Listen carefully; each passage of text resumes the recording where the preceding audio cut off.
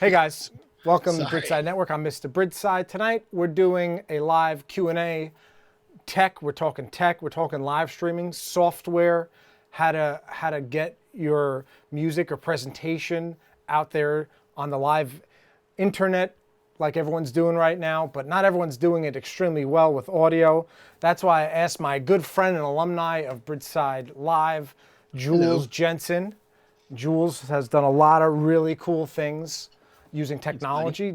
Jules, tell us a little bit about what you do with this current project and others. Yeah. So Mad MIDI, the project that I did down at the Bridgeside studio and that I've been live streaming from my own home studio recently, is live AV triggering with drums. So I'm, kind of pillaging the internet for samples, video based samples that I want sounds from. Take that, kind of, extract the audio, and then have little video clips associated with the audio. So as I'm playing things back and triggering them in real time, both the sound and the visuals are triggered simultaneously. So it's kind of, it's definitely experimental and avant-garde, and uh, it's a It's hybrid, very cool. I will say that, man. genre hybrid. So It's very cool, man. thank you. So It's fun to make. It's Ableton, a very Ableton centric production process, and I've been using that forever. And I love Ableton, and kind of, and use it in a way of like building these big bespoke instruments with it, instead of the more traditional like DAW format that some people use it for. So it's cool. I've been and other stuff, been doing similar things like that in the last year or so. I used Ableton to build a live weather reactive sound scoring machine for this art installation in Miami for the Miami Art Week and Pulse Art Fair.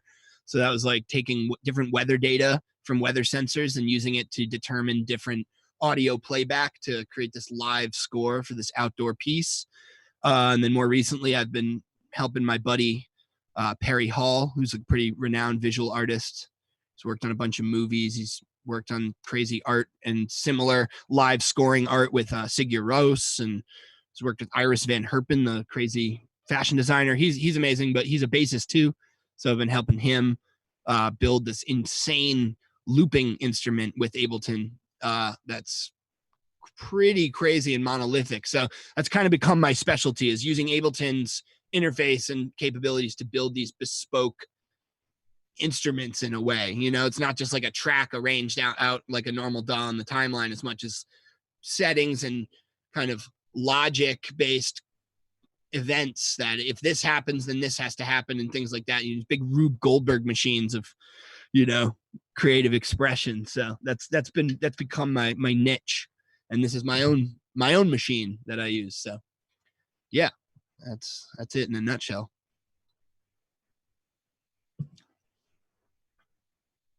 I don't know if I can hear you.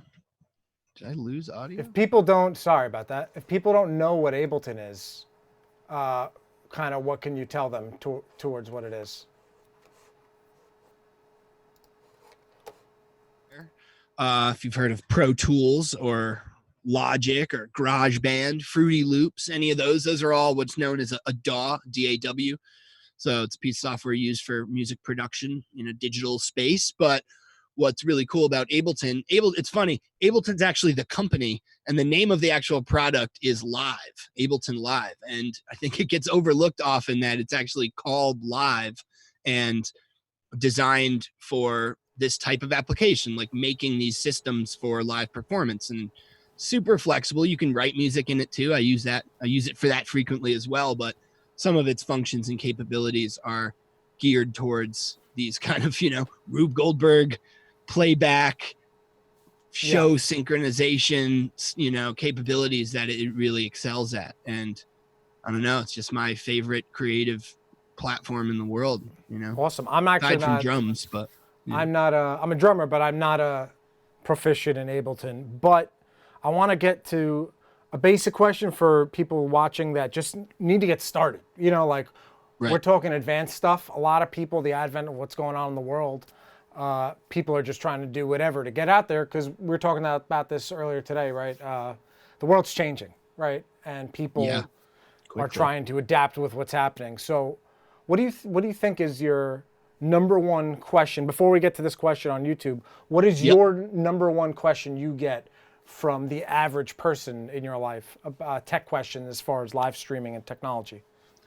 As of right now, it's people wondering why everything's laggy and choppy, and they're, if they're using OBS, why their CPU is spiking like crazy. And what I've learned quickly and really dug deep into out of necessity and trying to get this right for myself is just like graphics cards and CPU management and stuff like that with encoding and live streaming. And generally most people these days, creatives making music and trying to perform on the internet and things like that, are using a Mac mostly, which is cool. I've been using Mac for 20 something years, 25 years now, probably.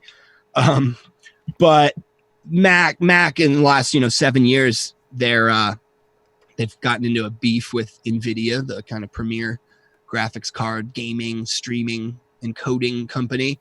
So most Mac laptops, even if they're super powerful, aren't necessarily up to the task of like multi-input, multi-stream encoding stuff. So you might have a computer that's really good for video editing, but it's a whole nother process that's getting put on the machine when you're taking stuff in, rendering, and like scaling and outputting a stream in real time. So I think most people just think their computer's more capable than it is, unfortunately. And okay, so we got a question from see YouTube. Danimal here.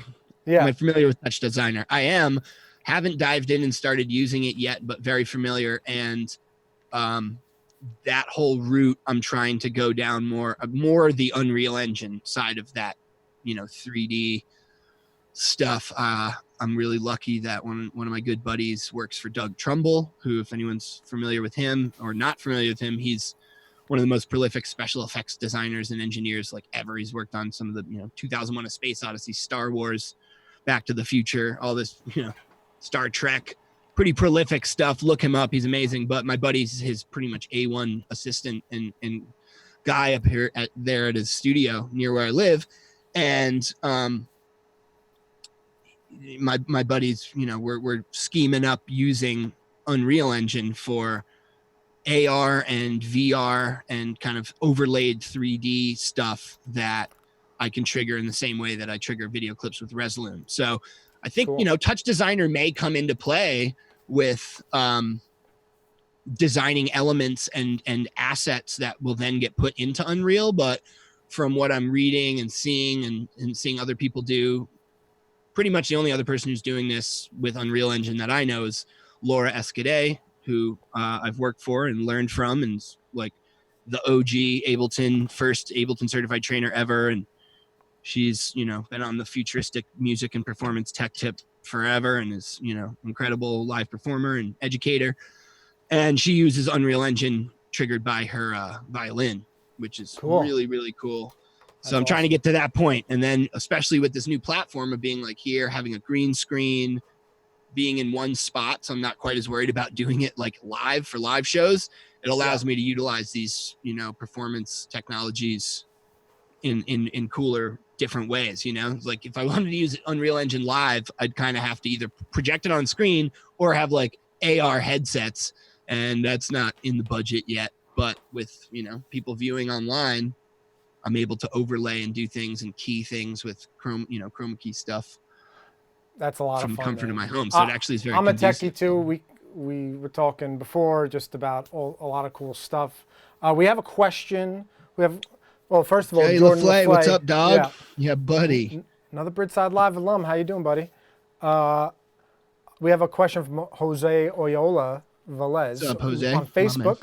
What do you recommend for a limited setup for a live stream with an interface and either iMac, iPhone? Yeah, simple.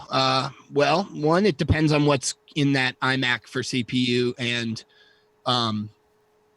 and graphics card. But if you're not dealing with a ton of inputs, you're definitely not trying to do 4K output, then you'd probably be cool.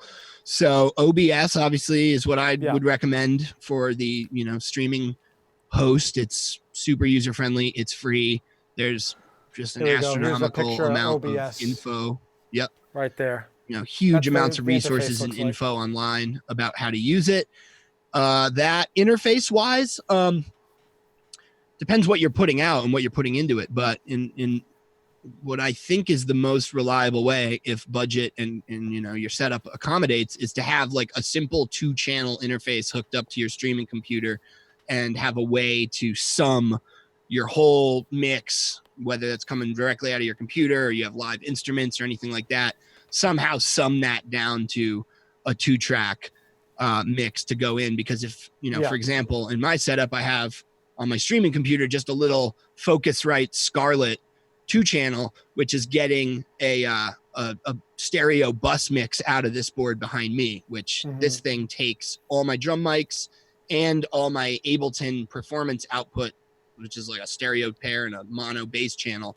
All that goes into the board. I can send my just destroy my studio while I'm pointing things out. I sum that down and send myself a monitor mix and then make a custom 2-channel stream to go out. Because either way, the thing about OBS that's a little weird and archaic is that you can tell it any interface, like it'll recognize it when it's plugged in your computer, but you don't have multi-input channel control like you do in a DAW. So ideally, if you have like a simple 2-channel interface, you're going to send that thing, you tell OBS recognize this interface and then just match those input signals, treat them as a stereo pair. And that's the safest way to just know you're not missing a channel. Things are coming in stereo and just simple. So for that, and then iPhone wise for a camera, there's 2 different options that I've found that are pretty good and reliable, which are Epoch Cam, EPOC. There's a free version. It can't do 1080. And then there's like a $9 version that can. And then there's OBS Camera app, which I think is $15 or $19. But so these are apps or it's an interface that plugs into the headphone jack? These are apps for your iPhone. You can stream right over, you install like the cam viewer. And I use Epoch Cam just because that's what I bought first before finding OBS Cam, but it's working fine. You install the camera viewer on your computer, and that'll then recognize when you open the app on your phone and broadcast it either over Wi-Fi, USB connection, or NDI, You're good. which we can discuss in a bit. And you install the viewer on your phone. And then once that's on there, you don't want it open at the same time as OBS because I guess it can't connect to 2 like sources at the same time, or 2 pieces of software at the same time. But then in OBS, Epoch Cam will appear as a source. So that's a way that you can use your iPhone to become a webcam. And now, I had a buddy who's running drums, an instrument everybody loves. Hey, that's we have my beautiful stuff. drums instruments right in the product case. Listen to this. I can hear it. Bass drums. You can hear the show? Oh. Yeah, I can hear the recording. Oh, sorry, guys. No, you're good. What was I going to say? I have a buddy who doesn't have, has a pretty decently powerful laptop, MacBook Pro. He was using a 1 camera with Epoch Cam, audio coming through Soundflower from Ableton, and he was able to stream all good. So I think you'll be cool with that setup, not pushing it with like tons of inputs and just doing like a 1080 output for that setup. So even dumbing it down, not Ableton, we'll call it Simpleton. This is our new brand we're gonna make. As basic as, it's great when you have the control over things, right? And not a hardware-based control as opposed to software-based control, because we all know anything can go wrong when you're dealing with a computer. And actually with any gear, anything can always go wrong, even no matter how much you spend money on gear. But seems like it most likely will. Seems to really it's Murphy's Law. But even bringing it down to if you want decent video and audio, you just need some form of capture card or a USB mic. Just anything except just the microphone of your camera. iPhones are great. Like someone was asking me before if an iPhone 11's iPhone 11. If you have good light, it's great. And even Oh, if well, you yeah, don't, the camera's great, and there's built-in compression. So once again, depending on if you are using the audio from that, whatever you're putting into it, I wouldn't put it right next to a drum set and start smashing and expect it to be great. But for voice and stuff like that, yeah, those things.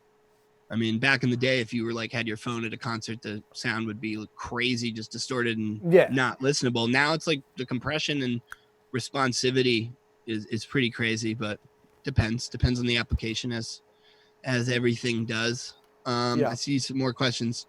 I'm trying to record video from 2 cameras, GoPros, at the same time on my laptop while recording drum tracks in my studio. Best program to capture both cameras simultaneously.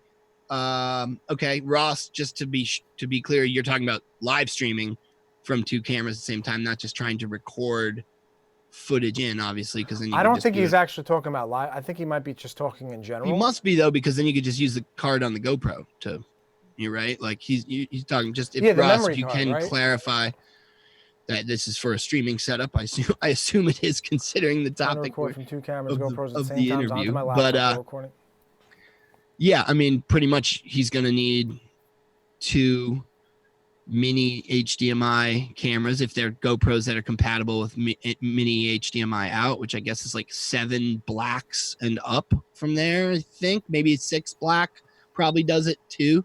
But yeah, you're going to do that. You're going to take the analog feed out of the GoPro into a capture card. So you're going to need 2 capture cards for your computer. I want to show something here. Yeah. Well, that's not it. Okay, I'm going to put this in the full screen real quick. And this guy. Ooh, that did a little effect.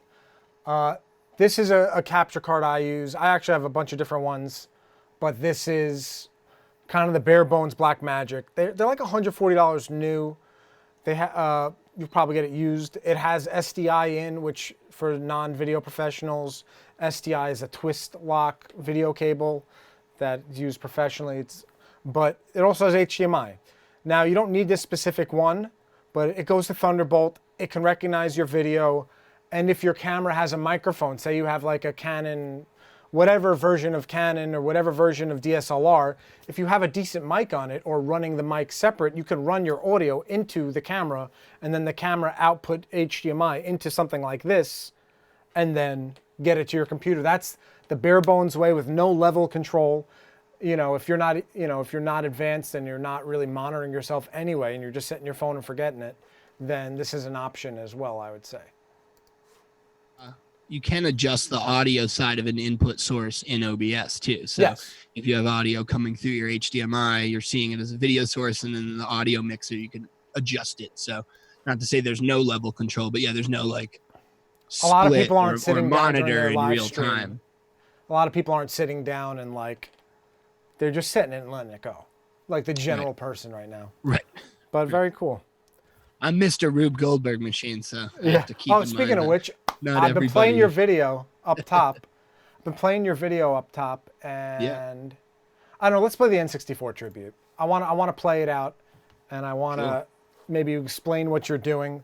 This isn't necessarily on the live stream aspect of things. But if we look at a little bit of it, then I can somewhat explain how I'm able to do it. Even I feel in a more apt way. When live streaming, how my rig works here and how I'm getting the video and the audio and everything summed into OBS. It could be cool. Yeah. All right. So I'm going to get it going here. Playback. Did I start it? I did not. I'm going to pause it. All right, here hopefully I answered Ross's question. I also see another one from Jose. One last question. Am I able to use my phone as source of video but use my 2-channel interface source of sound at the same time? Yes, absolutely.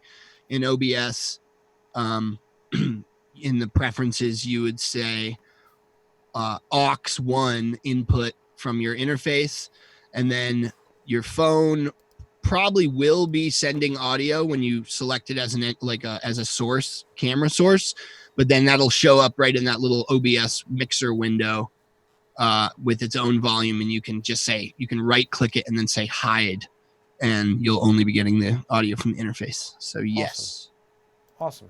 All right, we're going to play out while we talk over it a little, but let's Cool. listen to it and see the good stuff you brought in. This is one of the coolest shows. We did an award show from our crew at the end of the season, just giving awards for the crew and artists. And Jules won Best Visuals, of course. There was no, Hey, now. it wasn't a competition. Much love, All right, y'all. Appreciate that. All right, here we go. I don't have my hotkey set up yet for this, but we were also talking about that before. Here we go. Yeah, no problem, Jose. Happy to help. It's a new video game system called Nintendo 64. With Nintendo's 64-bit technology, it's a whole new game. They've done things that I sat up and said, wow, this is pretty neat stuff. Nintendo video hear this games. all right? It may be the most addictive toy in history. Wacky stuff. Yeah, so this is all sounds from different N64 games, piece by piece. I've actually worked this out better, but this could be a little rough by my own personal standards. This was brand new when I rolled in there. It's fun, yeah. So what are you doing? Now I can't hear you as well. So what are you doing here compared to? So, yeah, so you brought it up in the beginning, but because people Yep. missed the beginning of the stream. Totally. Yeah. So the different like background screens are associated with the 4 different chords, which are that same loop from the actual game that I then just transposed into like 4 kind of chords to move around with. So every time I change chords by hitting a SPDS pad off to the side, the video changes, the chord changes, and then also all these underlying sounds triggered by each drum, which like those little, the spinning Nintendo graphics up in the top from the like E-drum pad, and there's a controller with like a little blip sound that I don't think I've used yet in this video, but that, the sequences and the patterns of those things change as well depending on the chord. So it's all kind of these just interactive, like if-then style setups, so like right here, I changed out of that first section and what's on each drum changed, so I can do this funny little like select your player, select your map interlude, and then I'm into this one, and now the hi-hat's making the start light sound. So yeah, it's always like kind of changing. The bass line is actual cart sounds that are transposed to be different bass notes that are triggered by the kick. That's so cool, man. Give you an idea of how it's all intertwined and looping, little effect there down in the bottom left. That's every, 4th or 5th snare hit triggers one of the item noises. So it's wacky stuff. It's noise, these noises had a big effect on me as a kid, and I wanted to pay tribute. So I mean, who didn't love Mario Kart? I still have all the yeah. Mario Kart games. Like, I'm still current with it. I know I lent my buddy my N64 games. They are safe. He didn't lose track of them, but I need to get him back. Have another renaissance here. Awesome. Although I don't know if that's safe. Can you meet up with your friends and exchange goods and services at this point? If you're 6 don't feet think away, so. wearing gloves and wipe it down after, I guess. Yeah, no, that's been the protocol. That's the protocol, right? Crazy. Cool. Yeah. So, as I want to bring you live here. Hey, can you hear me all right? Still hearing me all Yeah, right? and I'm gonna stream Cool. tonight at midnight. Do All my right, Mad promote MIDI, that stream while you have a my chance. Mad MIDI Monday midnight movie hour. Although last week was the movie hour, so I was doing all samples from movies and classic stuff like that. But tonight I'll be doing a piece. Well, it's funny. I say it's new. Might go off on a little story tangent here, but so when I performed at Bridgeside, the morning of that show, I completed that piece with all the animal sounds. And I don't know, as the sun came up, I pretty much finished like the program to the point where I thought it was ready to play, practiced it for a couple hours, went to bed, woke up, drove down to your spot and played, and was totally not rehearsed with that piece enough. It's a very choreographed kind of thing to make these things work at all. And was just not ready. So I debuted it there, and then I played it one time live, and then was going to film it at the end of October to release throughout November in little chunks. And when I filmed it, the video was super dark, because the room I was in to try to project and film was just not set up right, and it was too much too soon, and I wasn't happy with the audio quality. And then I didn't get another chance to film it till February, and then I got booked at this venue with this huge LED wall. I was like, oh sweet, I'm gonna film this new piece that I haven't filmed yet there, because it'll look really good on their stage. And set up this whole film shoot with my buddy, went down there, played, got all these cameras, all this audio. It was great. Somehow the 2 channels of audio that was supposed to be my drum recording in the multi-track didn't get recorded. It's like a phantom bug I checked everything, saw it recording and rolling, and somehow didn't get that. So I ended up home with 5 cameras of amazing footage, a good performance, good audio everywhere else, and no drums to mix in. So once again was just foiled, and was ready to start filming it a third time to try to get done to really release in the official way that I like to roll these things out. And then this all happened. So I'm like, all right, well, streaming, that's where it's coming out now. So tonight I'll be doing that, the Animal Sounds piece, and a brand new one that I've just been working on for the last 4 days, which has been this like remix of Steve Martin, you know, the comedian, actor. Everyone loves Steve Martin. Big part of my childhood movie experience. He would put up a video of himself playing banjo the other day in quarantine. I've seen him. My family's went and seen him play banjo live with his group. Yeah, he's great. Yeah, awesome. So he put up a cool video of himself playing banjo, and I took that and I like looped it and took a bunch of spot things from it and then remixed it. So I'll be doing that tonight too. Awesome. I'm getting questions. I've been getting a lot of questions since this whole outbreak, this pandemic. Because we've been doing live streaming for a while, Jules. So people are hitting us up, right? So makes sense.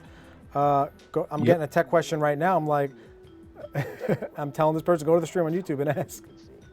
Yeah, please come on, get in here. Cool. We live, baby.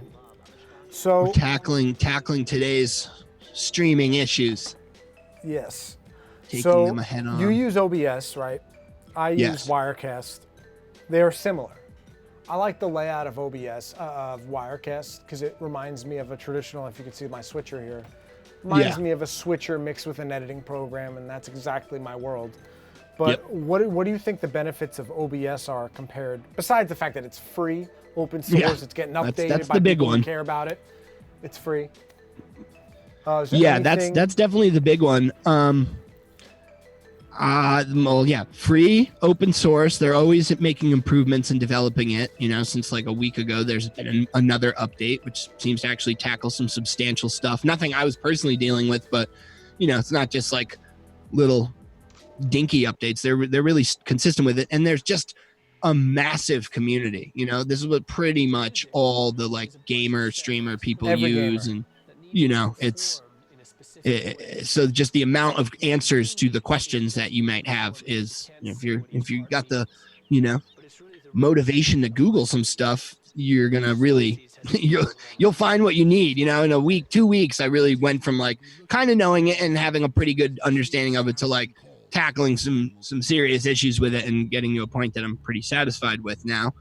So that's huge. Also, the Streamlabs add-on, which I am using a PC for my streaming setup. I haven't gone down that far, but as I get more serious, I may explore Streamlabs more, but it's just even more customizable and easier to create looks and different custom scenes and layout templates and stuff like that. So, but I don't know. I think I haven't used Wirecast as much or really at all. So I'm not saying it doesn't do that too, but for free, stable, reliable OBS it's pretty great. I'm gonna show people the screen here. You're gonna see the picture in the picture, the never-ending tunnel of the same video, but I just want to show people what it is. Hold on. Let's get your audience. I'm setting this up as we speak. All right, there we go. So I'm putting this full screen. This is Wirecast. As you can see here, it has layers. It has 5 layers. Each has a shot option within the layer, and you can add sources. So right now, I just added screen capture right here, and I changed audio to add loopback audio, which is loopback's great. It's essentially the Zoom audio because this Mac is not compatible with screen capture, like capturing the windows on the computer and sending the audio to Wirecast for whatever reason. So I had to use loopback to be the intermediate. Loopback's huge. So I didn't know what it was until last week. I love it. So yeah, I've been using that for a while now for just like Zoom teaching with Ableton and stuff, and being able to kind of route that audio where it needs to go, send a good Ableton audio to Zoom, still hear it out of my rig, have my mic go to Zoom, not hear them back through anything I don't need to. So yeah, it's cool. I think $99, but so I went the right route then. You're saying? What? Yeah, so, yeah. So no pun intended. There you go. Oh, yeah, techie jokes. Yes. So I had to select loopback audio to get Jules's audio, and I selected Ultra Studio 4K, which is my video capture card. I showed you before the mini version of the Ultra Studio. Now, the big beefy version is a rack mountable encoder, and that's having my audio and the play out of the video before that we showed his song from when he was here. So that's how we got that into the stream, and I click it live. It's kind of like a live switching program. You select your shots, boom, like I'm just gonna cut to something else. You're gonna miss it first. Oh, you see the screen. So as I click things, it all changes in the preview window here, and the program window, if I minimize this, is over here. It's smaller. I can make it bigger, but we won't worry about it right now. This is where my cursor is right now. Is where. Do you even see my cursor? Yep. Okay. What the output is, on the right here, on the right side of the screen is what's live, and this is broadcast the next shot. So what's going out to the truck? Cooking a Brooklyn stream yesterday. This is tonight's. This is the actual screen capture.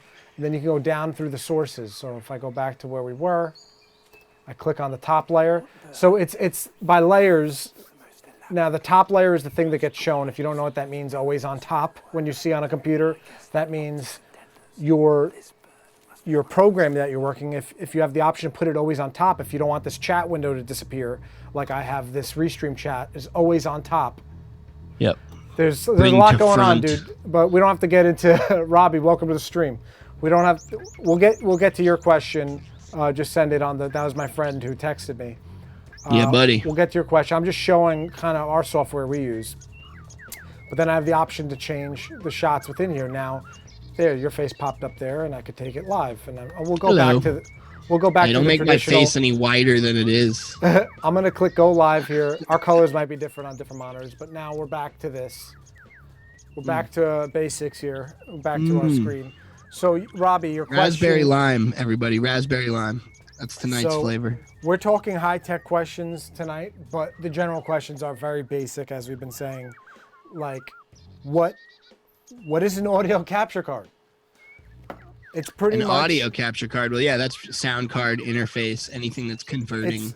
Even a microphone, the Blue mics, they make... I don't know if you're a fan of Blue, but they make anything... Anytime you see a microphone that has USB at the end of it and not an XLR or a 1/4 inch. Right, like anytime an analog signal of any sort is getting converted to digital into a computer. So audio, you have your little sound card interface or whatever, and then, or a PCI-based sound card, and then for video, it's a capture card, which is taking analog video signals out of cameras and stuff and converting it to a digital. So if you have a mic with a USB, then you've done that's internally converted. It's just getting your hardware essentially to software, through USB, generally USB. Now it's Thunderbolt and Lightning bolts. Yeah, there's more options these days. But yeah, crazy. So but NDI though, we should give people a heads up about NDI. I just want to real quick on this. So I made a post earlier, guys, and we want, just like I'm having Jules in tonight. Jules is an alumni of our music show called Bridgeside Live, which we generally do Tuesdays at 9 o'clock. Last couple weeks, we haven't really. What are you pointing? There you go. I'm so disoriented. I'm trying to point my finger up to the... Oh, yeah. There I am. So that's when he was performing, in the top left of your window. That's when he performed on our show. We're all about having live music, original music here every Tuesday. We haven't essentially been able to do that with people in my home studio here in the garage. So we're using the technology. We're using Zoom. We're using Wirecast and OBS to get this to happen. So I made a post today about wanting to get more artists on and keep it going, keep the creativity going. People don't know what to do really right now, and they're looking on YouTube, asking us questions. Now we're here to help you. So if you get that, Robbie, if you get a mic, if you don't want to spend much money, I believe if you really care about your craft, you should be investing in it. But I understand that we're in a financial crisis right now. So if money is really a big issue, you could get a decent mic that's better than your iPhone. I don't know, for 40 to 80 bucks. Like, yeah, there's little like Samson USB mics or those something. blue snowballs or the Yeti or whatever they're called. There's a couple different tiers of those. Yeah, anything for sure. is better. Definitely Anything recommended. is better than using your phone audio. You can use phone video nowadays. I said this before. If you have a good source of light, Yep. iPhones nowadays or Androids, they're beautiful as long as you have good light. If you have a lot of moving light, you can see the exposure change. So you don't want to be in front of, a window, because then everything will change. So if you're in an isolated, contained environment, and with a good source of light, even if it's, I have multiple different lights hitting me now. I didn't go super pro with my lighting, but I also have a decent camera. But you don't need that. I can do an iPhone here and it'll be just fine, but the audio won't be good. So just get a USB mic or an audio interface. I said capture card before. I meant just an interface. But or it's the same microphone. thing. It's essentially the same thing. Yeah. It's capturing your mic, because if you had that, like you were saying before, the 2-channel mixer, capture devices, you can put your guitar amp into it, and you can put your microphone into it if you wanted to. Or if you have another little like analog mixing board. Yeah. That you could take multiple things. You take an output Here, from a computer, you could take a guitar, microphone, whatever, put them all into there and make a custom mix that goes out of its two, left, right master channels into your capture card thing, or whatever, your computer, streaming computer's sound card interface. So good example. I have this little compact 5-channel Mackie mixer. I think this is Mackie. Mix 5, whatever. This was, I don't know, 50 to 80 bucks, super cheap, but it does the job for certain things. You get something like this, and then you take your output and put it into that interface, and then you have. And then there's also little mixing boards that are digital that they you have just it. hook Yeah, up, I was looking this up. They're like $100, 80 bucks, maybe 200. and then it'll They're more have expensive. multiple inputs on it that can go right into the computer and be recognized via USB. So you're getting away with just one interface of any type. I've like 4 in here, so I'm getting a little built into my rig. But we have a sickness, brother. Jules, we have a sickness. We just get gear, and if you're like us, you understand completely. It's also, I've been able to. It's one silver lining, I guess, capability wise of this entire quarantine and lack of live shows, is I could take all my gear that I pretty much had designated just as performance, boxed up, ready to go, try to get 2 of everything as much as I can. So I just have all my live stuff ready to roll. And now there's no live shows for who knows how long. I was able to take all that gear and integrate it into this rig and really kind of have like the performance side, audio and all that, and the streaming and capturing side of it, and wire things up and kind of make it comfortable and more temporary permanent install, more than it could be when things I had to get, broken down and moved every week. So it's pretty good. That's one benefit of how I'm able to pull all this off. It's awesome. Combining those worlds. So now let's go to NDI, because we mentioned it before. Oh yes. What is NDI for someone who doesn't know what NDI is, and how could they utilize it? NDI is like a digital video protocol that runs over network. So it allows you to have, 2 different, there's cameras that send NDI now, or iPhones can also output NDI through USB, but it's really great for sending video between like 2 computers for any number of reasons you may need to send from one to another. So in my case, I have the computer that I'm on right now talking to you is also my performance and like production machine. So, and does the live visuals. That is running Resolume for a live set and outputting the visuals over HDMI. but because it's going now to the second streaming computer, I'm able to just connect an Ethernet cable between them and output the video source as NDI. So it's this digital video protocol. You go to the website of the company who wrote the protocol, New Tech, and download NDI tools, and gives you these like handful of little apps that allow you to create NDI streams or receive them and monitor them and different things. So it's really a great way. It allows me to get this video output from one machine into the other without needing a capture card, because all the encoding and all the data transfer is done digitally on one side. In layman's terms, again, for Simpleton Media here, it's a protocol, or just like a Wi-Fi signal is in the air. It's something that you could send through the airwaves via having stuff plugged into your network or your Wi-Fi. You can do it over Wi-Fi too. You can do it over Wi-Fi. So Wi-Fi or your Ethernet cable, and it sends a signal without having to run a cable from one computer to another.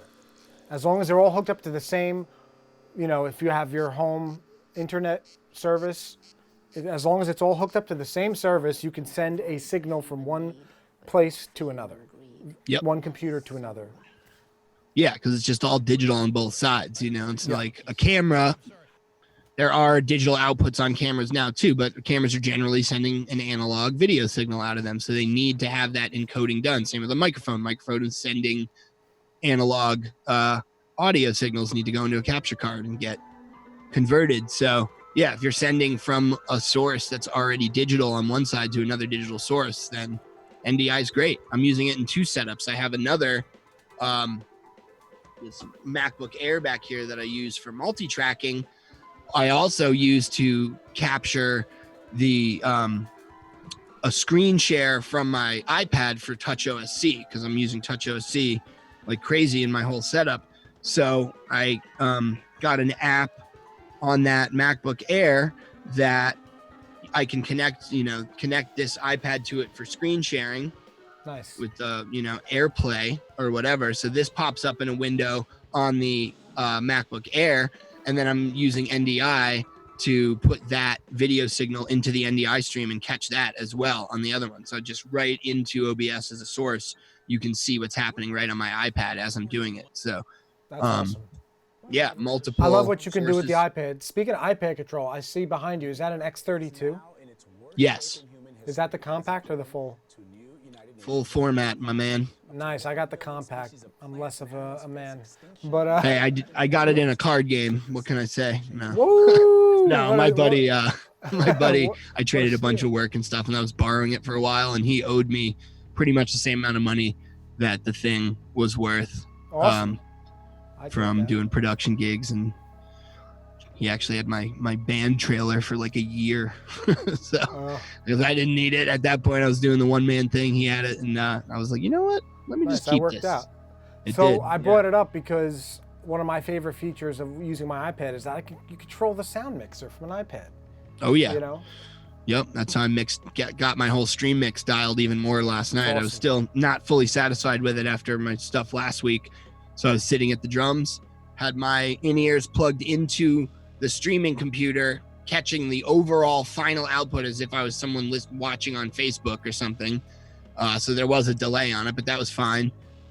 And sitting there and playing the drums, hearing the mix, and going into the iPad, dialing stuff in, getting that stream feed really tweaked to my liking. So hopefully tonight will show the benefits of that laborious late night mix session. Nice. But and if you're just coming to the stream, check Jules out tonight at midnight at Jules Jenssen. Prime time. What's your handles?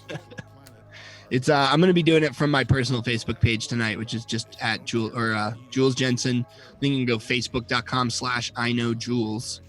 Cool. And that'll bring you there as well. And I'm going to start. I mean, it's the way I've been looking at it is like the streams I've been doing recently are kind of in beta, and feeling pretty good about where I'm at. Hopefully tonight is smooth and cool. And now that it's gotten to a point where I'm pretty confident in the audio and the syncing and the setup and all that, I'll move to a more prime time, consistent schedule and be sharing it from the Mad MIDI Facebook page itself, try to direct traffic over there a little more, but figure I'll do it for my personal tonight for the homies. Look forward to it. And hopefully it'll go well and be smooth.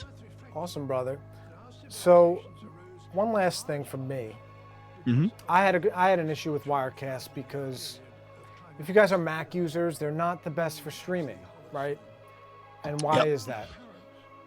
The encoders, the encoding setup. So graphics processing, right? Graphics card, GPU. So there's a company, I'm sure everyone's heard the name, NVIDIA. And then there's also AMD. And I think there's one more, which I'm not remembering. Maybe it's just Intel, but I guess Intel more makes CPUs, not GPUs, graphic processing units. And Macs used NVIDIA's up until like around 2012 or 13. And they got into an argument and a disagreement with NVIDIA and stopped making drivers to work with NVIDIA graphics cards. So what's cool about NVIDIA graphics cards is that they have what's called the NVENC, NVENC encoder. So when I'm running OBS on this streaming computer that I have back here, it has an NVIDIA graphics card in it, a pretty powerful one.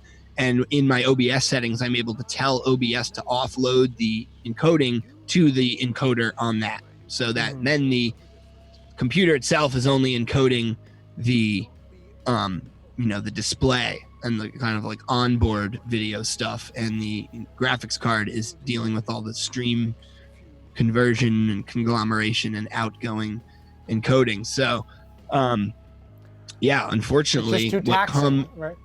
It's just too taxing for Macs right now with the integrated. Right, because now Macs run AMD, and unless you have like a Mac Pro with the Xeon or the like way more higher end, faster graphics cards, even if you have a really burly Mac computer, RAM and CPU wise, the graphics card is probably not down to hang with super high volume. A bunch of cameras coming in, a bunch of stuff going out. Definitely like 4K streaming is going to require something super powerful. And it's an unfortunate current standing for that, because you can get outboard GPUs like Paul and I were discussing earlier today when we were nerding out together. And you can get outboard GPUs that work over Thunderbolt 3, but you wouldn't be able to put an NVIDIA card in it. So you'd have to get like a powerful AMD, but this is where I'm still learning. I have the NVIDIA, so I didn't need to figure out what was going on with other stuff as much once I got my end working, but I would assume, but I'm not sure if like AMD cards have their own converter built into them. I guess they must, or encoder, not converter. But I'm pretty sure they do, and you could get that loaded into like an external box and connect to that and then offload the streaming load and processing and encoding onto that. So that's just the unfortunate reality, which kind of... What's that? I'm saying, we'll check that out and see. I'm going to put that through a test and see, especially if it works with Wirecast for me. Yeah, it should. I mean, external GPU with Wirecast Mac will definitely turn you up all the answers that you need to know if it's going to work or not. I mean, that's why I'm on PC. I mean, I'm borrowing this computer right now from my buddy, but I think I'm going to buy it off him now that I know it works and it's up to the task and he doesn't need it. And the bang for the buck with what you're going to get graphics card wise and be able to upgrade and easily interchange and stuff like that on the PC platform is just, there's no, no argument with the value and capabilities. For 1,000, you're going to get what on Mac is going to cost like 4,000, it's like almost, it feels like that's the discrepancy. So if you can invest in like, a custom built PC of some sort that doesn't have anything it doesn't need, but has a fatty graphics card in it, a pretty decent CPU, some storage, and if you want to get tech with it, you can put a capture card right in there too. That just has HDMI inputs instead of needing like an external one. Black Magic one, right? There's a Black Magic one in the PC I'm borrowing. I also have 2 external ones that aren't super great. They're just like Kind of got them off Amazon, 1080, 60 frame a second capable ones that they're working fine for what I'm doing with them. Just taking in simple cameras. So yeah. So if you can send me, we talked about a few things in this stream. We talked about what products. So I mentioned the Blackmagic encoders. I mentioned the capture card. Now you mentioned some iPhone. Yeah, the Epoch cam and OBS cam. So we're gonna, if you're on YouTube, we're gonna put these links in the description so you guys can check it out and see if it's gonna help you with your setup. The NDI tools, we gotta get that one in there. Yeah, we'll make a little list so you can go check it out. And guys, send us more questions. Now I'm about to wrap this thing up for the hour, but send us more questions anytime. We're gonna have a stream going 24/7 or almost 24/7. We'll stop it and maybe do a stream like this and then start it again. So we're always going to be pumping stuff out. Content, man. We're all about supporting creators, building community, and we encourage you to start rolling and do it the same in your community. Keep the communities going, guys, because this is a tough time. We got it right now. You have to. And now, we're farther away than ever, but somehow closer. It's both. We said this before. With technologies brings us closer than ever, but farther away as emotionally. But right now we're kind of closer than ever, even if we were together. Because I'm like Zooming all my friends and stuff. Like the people, I guess it brings the close people in your life kind of to the forefront more than before, I guess. Like, well, it's weird because there's definitely like friends in my life who are more like only really see them in person and don't like deal with their Facebook or their stuff like that because I just see them in real life. And then the people who I mainly just keep in contact digitally and social media or only know through that platform, and the enhanced connections of those people and the effort that it takes now to change how I communicate with the people I mostly just saw in person and make sure to stay in contact with them has definitely been an adjustment and interesting to see.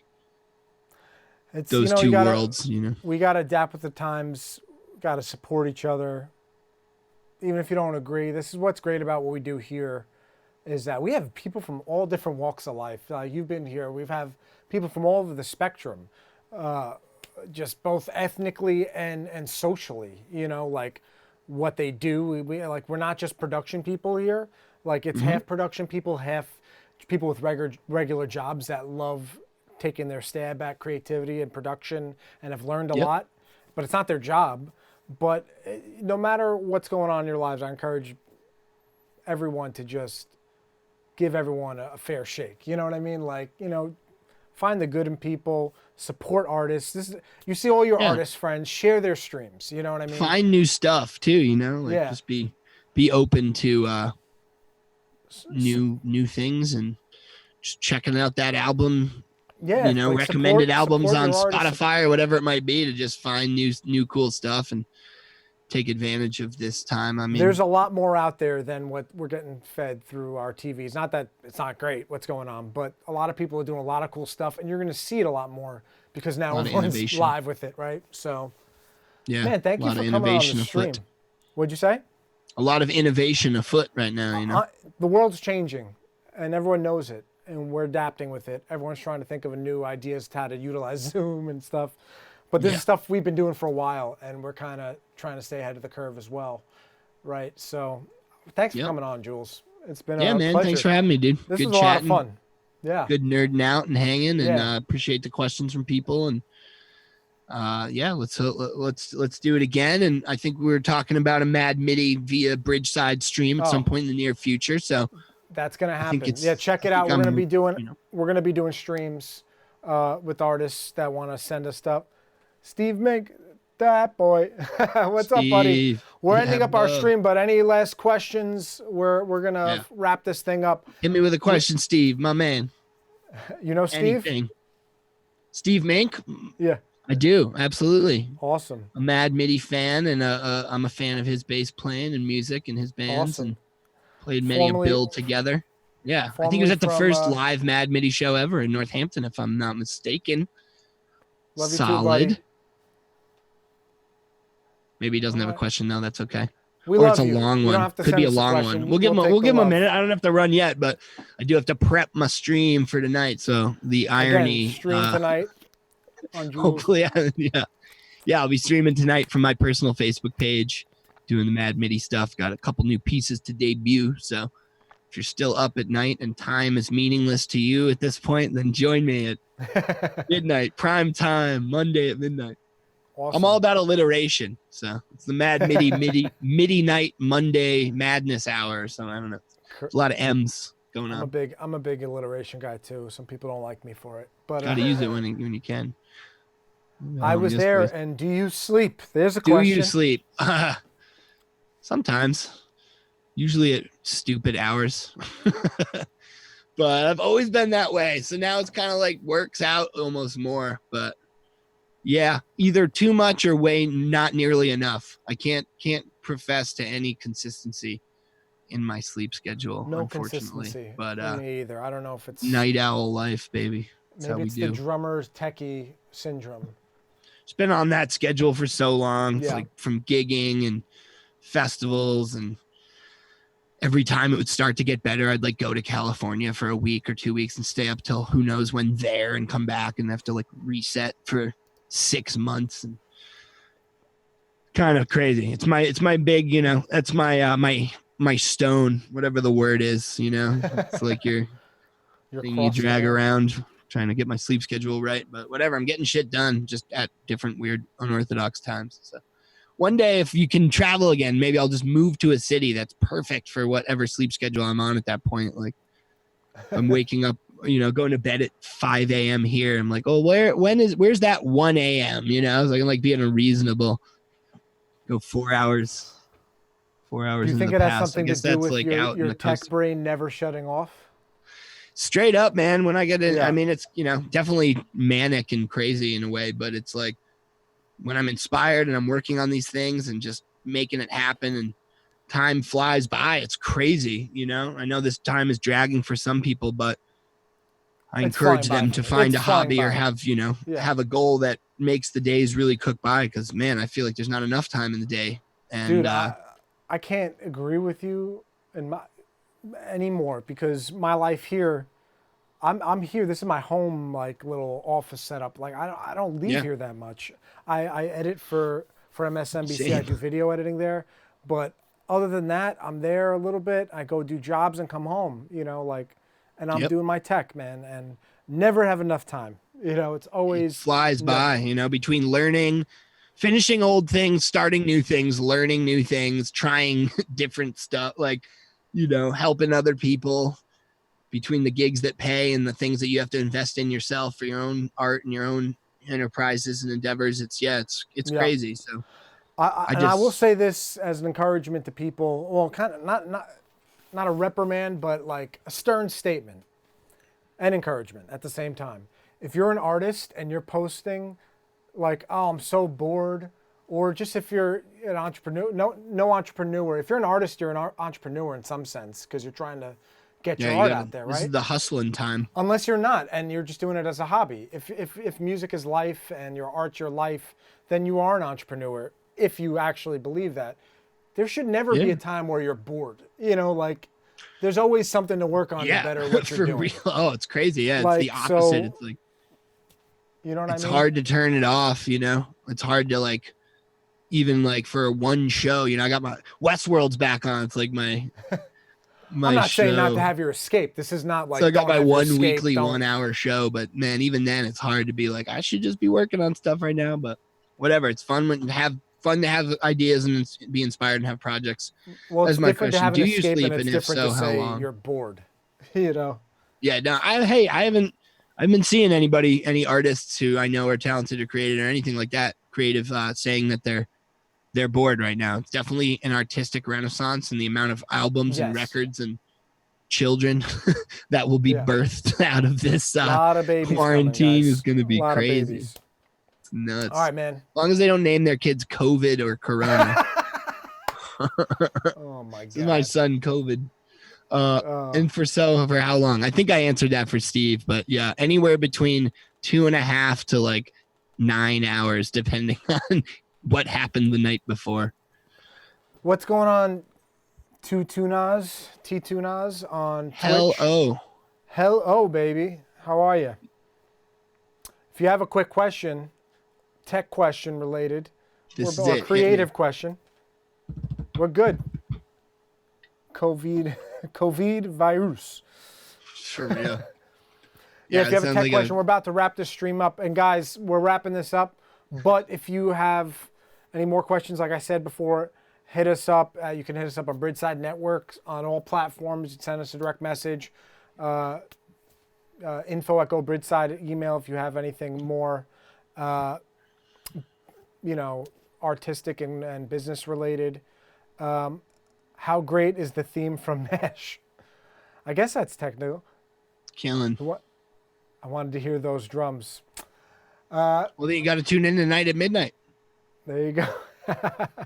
I'm going to be into Jules' stream at midnight, guys. And you can go back and watch this stream if you missed anything on Facebook and YouTube. I'd say go to YouTube because we're going to put the links in the comments for the description for the advice. So it'll be things. We'll be able to rewatch it, guys. Thank everybody for coming. Thank you, Jules, for coming. My man, Jules Jenssen of Mad MIDI fame. You're the man, dude, and I really appreciate you coming on. It was fun talking tech with you. Great to be here. Thank you for having me. Good to nerd out with you. And to answer T-Tunas, I'll be streaming tonight at midnight, which I know is not prime time, but as I was saying earlier in the stream, we're still in beta, but I feel like I've arrived at a point where if tonight's stream goes well, tonight at midnight, right? I'm on the East Coast. Sorry, I should have specified. East Coast of America, the beautiful. Oh yeah, stream's been in beta. Feeling good about it. If tonight goes well and smooth, audio wise and everything like that, then I'll be moving to more prime time and consistent streaming schedule from the Mad MIDI page. So awesome, dude. The end of an era, possibly, if everything goes well. So yeah, I don't know anything about America. Yes, I agree. Hard to know what's true anymore out here. Although there's still some good people here, and it's us sticking together and hell yeah, man, supporting each other. That's gonna be the only thing worth knowing, I think, for a while at least. Agree. So on that note, yeah, buddy. A Scott boy. Well, welcome. Scott boy. I'm in Brooklyn, by the way. Some UK vibes going in here. Awesome. Or of course, I probably said that in like Scotland's not in the UK, and that just shows I'm an ignorant American who's like just said something extremely offensive. I hope not. It's all good, brother. We're going to wrap this thing up, guys. Jules, once again, thank you. Thank you for tuning in from Scotland. And everybody tuning in from wherever you are in the world. Take care of yourselves. Take care of each other. Stay home. Stay safe. And thank you for joining in. I'll be back next week for doing the tech stream Mondays. Hopefully at 7 o'clock. We're trying to make it 7 o'clock consistently, but tonight was 8. But we're gonna do it again. I'll have Jules on again sometime for sure. And check out everything we're doing here at Bridgeside Network. We're a community of creators based in Brooklyn. And we encourage you to build community, support creators, start rolling. See you on the Bridgeside. Thanks, Jules.